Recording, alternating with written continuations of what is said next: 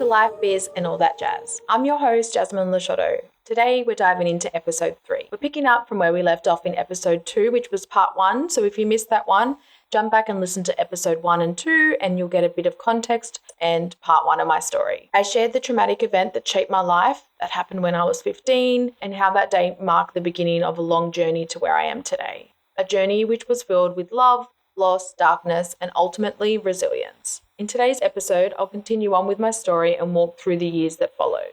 From living in survival mode after that traumatic day to the moment where I lost my dad when I was 28.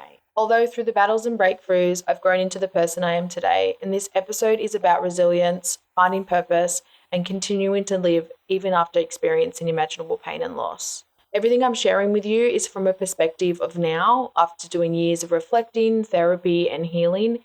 I really look back on those years, how I reacted and how I just coped and pretty much just survived. So my mindset and my behaviors and responses were conditioned by trauma for so long, but today I'm seeing life through the lens of healing. It took years to get here, but I made it, and you can too. In future episodes, I'll be breaking down the strategies that have got me to where I am today and what I've implemented in my life. This includes a lot of deep mindset work, self-love, reconditioning my pathways, taking control of the way I think and approach situations, and choosing to live life alcohol-free. I've also had a constant reminder that I am enough, even with my neurodivergent brain. It's who I am. So let's go back to where we left off when we were talking about the fire. The lead up to the day showed a lot of signs and triggers prior to the day. My dad was going downward in a spiral, and there was a lot of things that I noticed prior to this day. He also had recently lost his father before this, so a combination of his internal struggles and losing his father really pushed him to this point. Life's pressures became a lot for him, and he thought this was the only way out. But after the fire, life as we knew it was gone. Our family was separated. My dad's recovery was long and painful. From this moment, I lived in fight or flight mode for years. I didn't really know any different. To me, that was just normal. I was only 15. I think being the oldest, I really carried a lot of immense sense of responsibility for my younger siblings. Even though they're not that much younger than me, I just always had that sense to protect them, and I couldn't protect them from this event, that they had to see it because I knew how much it hurt me. But looking back now, I'm so incredibly proud of my siblings. They've grown into incredible versions of themselves, and you'll get to hear their stories and their perceptions of this in an episode to come in the future. So let's go back to being 15. Like I said, things were really, really different. Life continued as normal. I had to go to school, still playing sports. I was expected to keep it together, but on the inside, I was lost. I just didn't know how I was going to move past that event and constant triggers and reminders of what was happening. I just felt like there was just another crisis that was going to happen. I was always worried about my dad. From that point, my nervous system no longer understood the word calm. But even though I didn't really understand it back then and I couldn't process my emotions, I didn't really know how to express them either. At this point, I was just getting on with life as I was supposed to, because that's all I really knew. I had to really remember that at this age, I was only a teenager. So I really tried to just keep it normal and continue to do normal activities and go on with life as if nothing had happened. But really, the pain and worry was never going to go away. Because I was so high functioning, I was really happy on the outside and just had it together, but deep down I was always struggling, and what I was experiencing wasn't normal. But as I said, I didn't really know any difference, and the trauma was always there. I always worried about my dad, and I think because he got burnt, we had to go through that recovery with him. After we said goodbye to him in the ambulance, we went to the hospital because he survived, but we thought he wasn't going to survive. The ambulance officers were telling me and my brother Tim to say goodbye. We thought that was it. That was the last time we were going to see him. Then we went to see him at the hospital, and he was just wrapped in bandages, and it was years of recovery for him to learn to walk again, to do his skin grafts. It was really hard to see him go through that. He really did try so much, and it would have been so painful, like internally and externally. And that's where I always just worried about him. I always worried that something else was going to happen. I think a big reason why I tried to be strong and didn't really speak up how I was feeling or didn't really know how to express my emotions was because I watched my parents be strong for us for so long. I know that they did their best, and my mum has always been strong for us. If it wasn't for her, we would not be where we are today. I thought, really, this is the only way to live. I just have to push down the pain and keep moving forward. but it wasn't. It was the worst thing that I could have done. At that time, when I was 15, I didn't know any better. That's why I'm explaining this now and sharing my story now in hopes that someone will hear this at a younger age or any situation, someone that's struggling to speak up and doesn't know how to have their voice, that maybe they will have their voice. Like I was saying before, on the outside, it looked like I had everything together. I had really mastered silently fighting the battles in my mind. Life was normal on the surface, but underneath, I was carrying a lot. And for me, this was just my life. It wasn't until years later that I really understood the power of speaking up and how it would have lifted such a weight off my shoulders if I did back then. And it's not that I wasn't happy most days. I was. There was so much life to live and I was so loved, but I just knew life as we knew it before was going to be different. I always look back and I know how blessed I am now and how blessed I was back then to be supported by so much love and support. My siblings, we are just so loved. We have the best aunties and uncles, best grandparents, cousins, and even friends back then growing up. The community really helped us a lot and supported us a lot through that time. So I got to a point where I finished high school. I got really, really good grades and I was going to go to uni, but then I just decided that I didn't want to do what I was doing. Originally, I was going to university for software design and computer programming. And one day I come home and I remember I was really upset and I said to Mum, I don't want to do this anymore. And I really thought at that point, at 17, that my life was over. But anyway, I deferred uni for a few years and I went into the workforce. Turned 18 just after I finished school, and from 19 to 21, I really did feel a lot of pressure to be more and to do more. At this point, I was like, I should be at university right now, I should be saving, I want to travel, I want to do all these things, but I just wasn't sure on the next step of my career path or what I really wanted to do. I knew I had the potential, but I just wasn't tapping into it. I never really took the things into action because there was a lot of deeper pain and suffering that I was experiencing right then. I was quite confused. So really, I was just surviving, not thriving. I guess through those years to coming into my 20s, I coped by avoiding a lot more emotions that I really didn't want to face. I look back and despite everything that I'd been through, my teenage years were filled with quite a lot of pain, but they were also really fun. And I have so many beautiful memories, friends that I'm still friends with today, and memories that I hold on to that I really, really cherish. As I got closer to 21, I knew something needed to change. And that's when I decided to take the move to Queensland. So there was a lot of patterns that I was experiencing living where I grew up that were holding me back. I had so many dreams and I just always had that fire inside me that kept me going, but I knew that they were just out of reach because I was still fighting those internal struggles. So at 21, I made the move to Gold Coast. I really needed a fresh start, and a lot of the memories and the lifestyle that I had where I grew up just was weighing me down and didn't really align with me anymore. This was truly the best decision that I've ever made. So I moved to the Gold Coast. I got Prinny, which was really cool because at that time I was like, 21, live on the Gold Coast with my little dog in a bag. I come for holidays before I moved here and I always loved the Gold Coast. As I said, best decision I ever made. It was really, really hard to leave my family, and moving here, I missed out on a lot. I did have to sacrifice a lot to move away, but it was really one step closer towards ticking my goals. I started university and that was when a real shift happened. I still was struggling a lot internally, and I found that I still was partying on the weekends and drinking too much, and I was still really trying to fill that void of pain, but I was also still getting on with life and good at masking my pain and internalizing my pain. So shortly after I moved here, my youngest brother Nick actually moved up as well, which was really, really nice. I then became his legal guardian, and he was only 14 at the time, so it was quite a big adjustment for both of us, but it was something that I really wanted to do for him. He wanted to get away from the area as well, and I really have him to thank, having him around. Even though back then we were both still growing up and so young, it was really, really nice to have that, and we have the best relationship, and I'm so blessed with that. And also with my fur baby Prinny, getting Prinny and having her for 15 years now, she's really just seen me evolve and go through some really cool life experiences and some really, really hard moments. So again, externally, I was really achieving. I was going good at work. I was getting promotions. I was making progress in my career, doing well at uni, but on the inside, I was still battling. I was pushing everything down. I was still anxious and depressed, but I just was hiding it so well that I would just drink on weekends, and that was how I would get my happiness. And it was still going through a cycle of constant repeat, and I just couldn't break that cycle. because on the outside I was doing everything normal, I was studying and moving on with life, I think it just didn't really seem as bad as what it was, what I was actually going through. So alcohol really did become a big part of my coping mechanism throughout my 20s. I really used it to drown out a lot of noise in my head and just to calm down.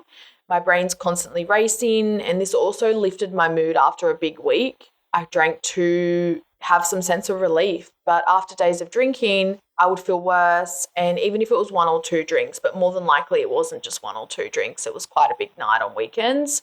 My anxiety would always spike, and then the depression would deepen, and I would spend a few days in bed, I'd be hungover, and then the guilt would follow. It was a cycle that I just couldn't seem to break, and I moved to Queensland to get away from that lifestyle. I didn't realise how much alcohol was really feeding into my trauma, but it was my only escape. It's all I really knew. It's what I used to make myself feel happy. I'd been drinking since I was a teenager. It's so common and so accepted for us to have a drink when we're sad, to have a drink when we're happy, to have a drink when we want to celebrate. Any emotion that we have, there's usually alcohol involved, and a lot of the time it's unhealthy. It's not a healthy coping mechanism. There's not many people that just have one drink and stop there, or just maybe drink once a month. Most people will drink weekly, and for me it was definitely a weekly thing back then.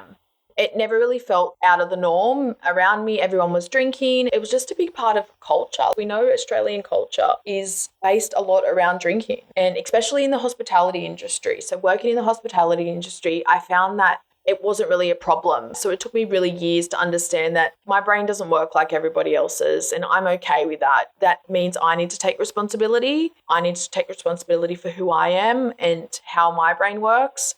And alcohol, it was fun. I had a good time. I've had lots of really good memories drinking and partying and traveling and all that stuff. But it just was really numbing the pain, and it was pushing down a lot of things that I needed to deal with. And it also was just my weekly dopamine hit. That's how I got happy at the end of the week. And over time, your tolerance to alcohol continues to rise. So we need more and more alcohol to get that hit that we usually get. So if you're drinking every week over a few years, for me, this was more than, like, we're going on to my mid-20s now. I started drinking as a teenager. So this is years of drinking. Over time, your baseline for where your dopamine is just constantly going to rise and rise and rise. And it's harder for you to get happier. When you're struggling with your mental health already, with anxiety and depression, it's literally just a ticking time bomb. So as I was always such a high achiever, I always set high expectations for myself. But no matter how much I achieved, I always knew that I could do more and do better. And I've been lucky to always have a sense of belief in myself. Even through some of the darkest days, I've always just pulled myself through. And I think that's something I think is really powerful within me that I really want to share and spread to other people, to know that they do have that inside them. You need to really dig deep, find it, and know your worth, and know that you are so loved, and that you have that self-belief, and you can achieve anything you set your mind to. So even though I did believe in myself, I knew that I wasn't tapping into my fullest potential. Throughout my 20s, I did therapy, and I always tried to better myself, but that breakthrough that I strive for just was still so far out of reach. I just didn't know what I needed to do to get there. My relationship with my dad got better and better. It was filled with so much love, but also so much pain. After the fire, he tried so hard to turn his life around. He regretted what happened, especially knowing how much it affected us kids and that he did it in front of us. And he spent years trying to heal himself, and we really tried to support him, but it wasn't easy. We didn't really know how to support him, and there was a lot of ups and downs, but we did our best to try and support him. I know that he loved us so much, but it was just that battle in his head that was really, really hard for him to overcome. I always really carried an immense guilt, feeling like I should have done more to help him. I know I was just a kid and I wasn't responsible for his mental health, but at the time I didn't really understand that. So for years after the fire, a lot of the emotions that I bottled up was that I blamed myself, that I couldn't save him, that I couldn't help him. What if I did more? What if I spoke up the night before? It was that constant battle with myself that I should have done something. So I need to give you a warning that what I'm going to speak about now is in relation to suicide. If you want to stop listening, this is a major trigger warning. When I was 28, my dad gave up and he lost his battle with bipolar and took his own life. I was always worried this day would come, and I always would call him to check in on him, and if he wouldn't answer, I would like freak out and worry. I'd gone 28 years of my life watching him battle bipolar, and then now we had to live the rest of our lives without him. It was a totally different pain. The grief is like nothing else I've ever experienced. And it wasn't just losing dad. I was losing the hope for him, the hope that he would get better and he could recover, and he was doing so well that he really wanted to try and be a better person for us kids and for grandkids and for the future. The night before he passed away, he had been drinking. So I know this because we went to the house a few days after and had to look around the house. We went there to start the process of what you do when somebody passes away. I noticed that he'd been drinking because the house was left the same way since that day, and there was empty wine glasses, a bottle of wine that was open. And I always think that if he wasn't drinking, would he have done what he did? Something I'll never know. I'm never going to be able to answer these questions, but it's always something that I thought about. And I think that's a big thing when it comes to losing someone to suicide is the what ifs. The what if this, what if that, or the unanswered questions that we will never get answered to. We will never know. We never know what could have happened in the life that they could have had. The guilt I carried after he passed away was overwhelming. I kept asking myself, should I have called him more? Could I have been a better daughter?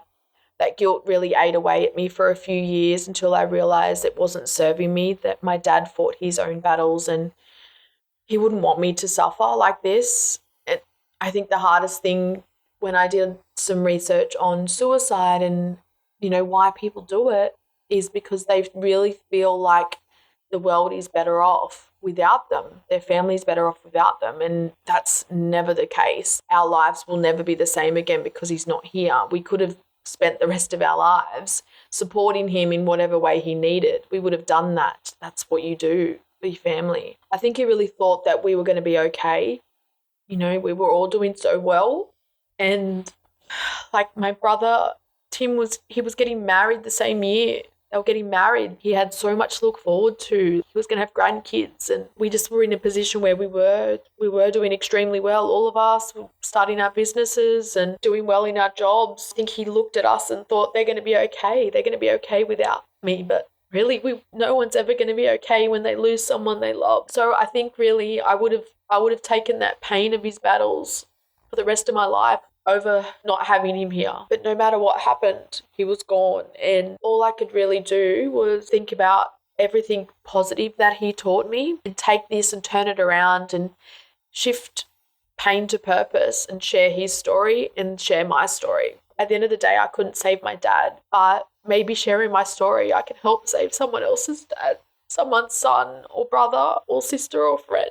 If I can help just one person feel seen, heard, then this journey would have been all worth it. Sharing my story and bringing up all these emotions and really diving back into the past is all worth it. Maybe this will also help someone that's lost a loved one to suicide to understand that life can be great again, no matter how hard it is, no matter how much pain you feel. Life can be great again. We need to live with the pain of not having them, but how beautiful it is that we get to let them live on through our strength. So after losing my dad, it took me a few years to realize that I'd been struggling for so long. For all these years, I pushed the pain down and I thought what I was dealing with was normal, like I was just getting on with life. I was ticking goals, but something just really didn't feel aligned. I was operating at 75% and I was still holding that deep pain inside me. When I turned 30, it was a real turning point for me. I was like, this is the next chapter, next decade. I was saving to go on another trip to Europe, my first solo trip. I was just about to complete my master's and graduate,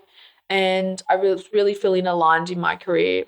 But deep down, I still wasn't giving myself 100%, and I knew I could do more.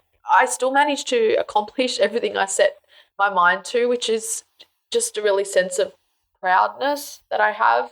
Through all this, I look back and I think I got 2 degrees, one like a master's degree, and I've traveled to 20 countries.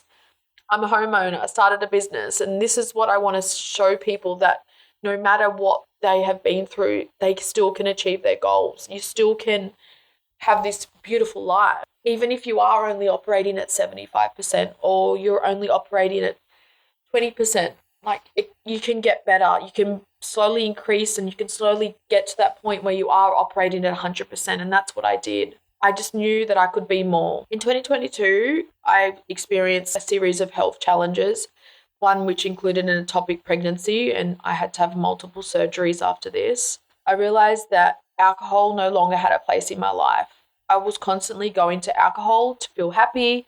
I was constantly using it to just numb pain that I needed to deal with. And, over the years, I did so many challenges of not drinking for 75 days, and I really enjoyed it. Then I'd go back to drinking because everyone was drinking around me. At this point, I had so much determination and discipline, and I'd done so much work to get to where I was that it was actually a lot easier than I thought. August 2023, I made the decision to cut alcohol out of my life for good. I came to the conclusion that this is your chance to live life to the fullest. Look at what you've been through. Look at how far you've come. It's time to unlock the best version of you. No numbing, no dulling the edges, just Jasmine Lisciotto. It wasn't really till I look back now and I noticed how bad that habit was and how drinking was not okay and really affected the progress of my mental health and the progress of achieving my goal. And then again, I think that's a big high achiever status for me, that I put that pressure on myself,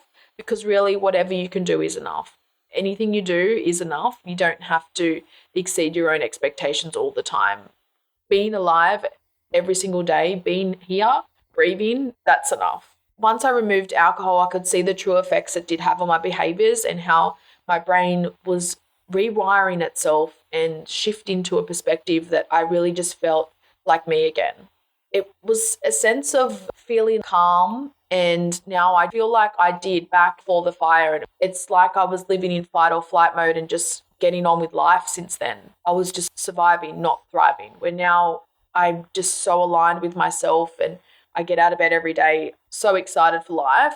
And I used to before, like there was so much to look forward to, but now it's a whole deeper sense of purpose. I'm going to share more of my journey with alcohol and how I've decided to live alcohol free, and a lot more facts and science-based data that I think is really, really important in a future episode. After I made the decision to remove alcohol, that's when the deeper healing came in. The last 12 months, it's just been life-changing when it comes to my business. I've taken control of my high-functioning depression and anxiety.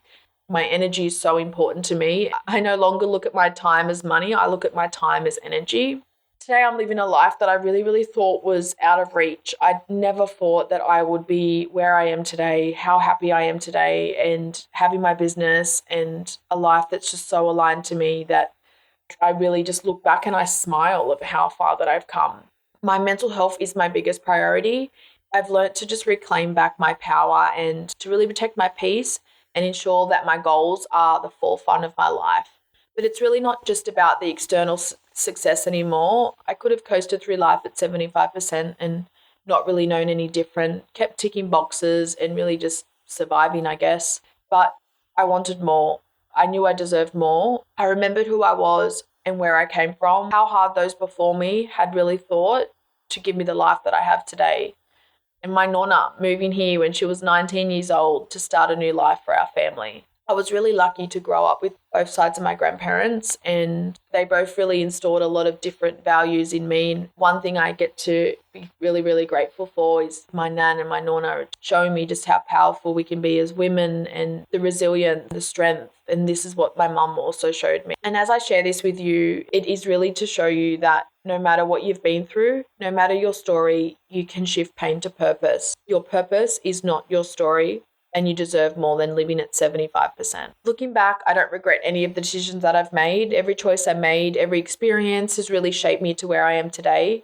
Regret only causes more pain, and I've learned that what I've been through is experiences and lessons rather than burdens. Only I know how hard my battle was, and only you know yours. But I never gave up, so neither should you. And I'm not going to tell you that I have all the answers for this podcast, because I don't. No one does. But what I really can promise you is I'm going to be real. I'm going to be honest, and I'll show up for you. I will be one message away if you ever need something. I'm literally one message away. My DMs are always open, and I'm creating this podcast because I really want to share the voice of myself and continue on the work that my dad did before he passed away. something that I thought of just then when I mentioned that was at his funeral. So many people come up to us and said to us, if it wasn't for your dad, I wouldn't be here today. And that's something that's really stuck in my mind and helped me to try and deal with the grief in some sort of way, because he had that much impact and inspiration on other people's lives when he was literally going through the darkest moments. And that's what I want to carry on. I want to take what he had and really share it and give it back to the community, and just do my best to even just help one person. Another reason why I wanted to share this and have this podcast was because maybe if I had heard this podcast 10 years ago, maybe a bit longer, that things could have been a little bit different. This is my way of saying that there is always hope, that no matter what happens, there's light waiting for you on the other side of your battle. There's so much good in life, even if you can't see it. You just need to weave through the obstacles to find it. I know that I was lucky that I never gave up, that I got to where I am right now, and I fought through and had my breakthrough. And we all have the chance to have a breakthrough. You too can have a positive ending no matter what you've been through. This is just the beginning. I know that sharing my story, that I can make a difference. My dad's legacy will live on through me and my siblings, and we are proof that anyone can beat the odds against them. With love, support, and someone who will listen, your possibilities are endless, and I am that person for you. I couldn't save my dad, but maybe I can save someone else. Just remember that no matter what your story is, it may look a little bit different. Your journey may look further out of reach than others, but we're all human and we all have the power to shift our mindset. Your shift might take longer and might take more work, but the possibility is there. You are stronger than you think. Never forget that you are enough, you are loved, and the world wouldn't be the same without you, no matter what you think at this time. Sharing this has been a really big weight off my chest. While it's been heartbreaking to really relive these moments in detail and go back on it, I look back and I just see how far that I've really, really come. And you can have this breakthrough too.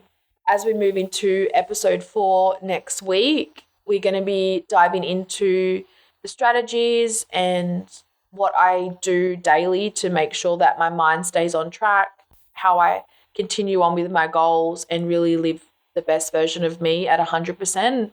Even sometimes when I don't feel like showing up, I have strategies to put in place, little things that I do to make sure that I'm getting out of bed every day, happy, switched on, and with a positive mindset. But then again, everyone has bad days. That's normal. We're human. My aim is to help others to know that there is a possibility to master your mind and take control of your life and create a life that you love. So get ready to become the best version of you. Speak to you next week.